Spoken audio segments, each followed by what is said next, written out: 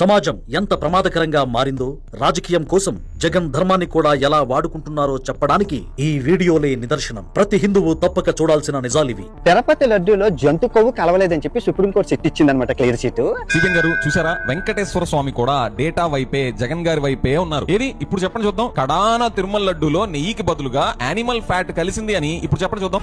Politicians పక్కన పెట్టారు, ప్రవచనకర్తలు, పండితులు, బ్రాహ్మణులు ఇలా అంటే ఏమనుకోవద్దు కానీ ఏమన్నా ఓవర్ యాక్టింగ్ చేశారు. అసలు మీరు ప్రాయశ్చిత్త శ్లోకాలట వాళ్ళే కనిపెట్టేసి ప్రాయశ్చిత్త శ్లోకాలు చెప్పించేసి రామరామ మీరు చేసింది మామూలు రచన.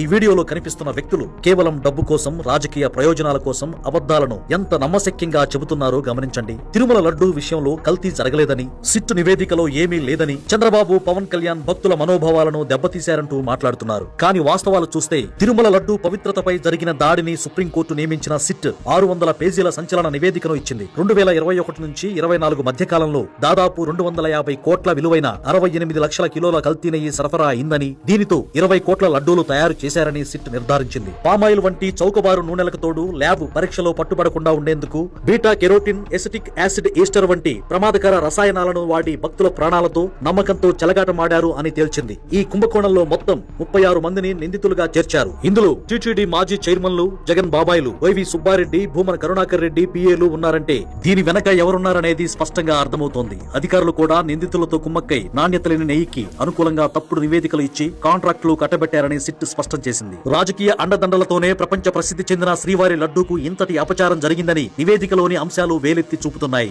అసలు లడ్డూలో నెయ్యే వాడలేదని సిట్ తేలిస్తే జగన్ మాత్రం జంతు కొవ్వు వాడినట్లు ఆధారాలు లేవంటూ ప్రచారం చేయిస్తున్నారు. అక్కడ నెయ్యే వాడలేదన్న విషయాన్ని పక్కదారి పట్టిస్తూ జంతు కొవ్వు లేదనే విషయం చుట్టూ అంశాన్ని తిప్పిస్తున్నారు. ప్రజలను మోసం చేస్తున్నారు. కొన్ని రసాయనాలను జంతు కొవ్వు నుంచి తయారు చేస్తారన్న విషయం కూడా జగన్ కు తెలియదా? లడ్డూలో వాడిన రసాయనం జంతు కొవ్వు నుంచి తయారవ్వలేదని జగన్ గ్యారంటీ ఇస్తారా? సిట్ ఇచ్చిన నివేదికను తమకు అనుకూలంగా మార్చుకుని వైసీపీ నేతలు సంబరాలు చేసుకోవడం, తప్పు చేయడం ఒక ఎత్తైతే ఆ తప్పును సమర్థించడం అంతకన్నా పెద్ద నేరం. భక్తుల మనోభావాలను దెబ్బతీసిన వారికి, అబద్ధాలతో తప్పును కప్పిపుచ్చే వారికి కాలమే సమాధానం చెబుతుంది. ఆ శ్రీనివాసుడే శిక్షిస్తాడు.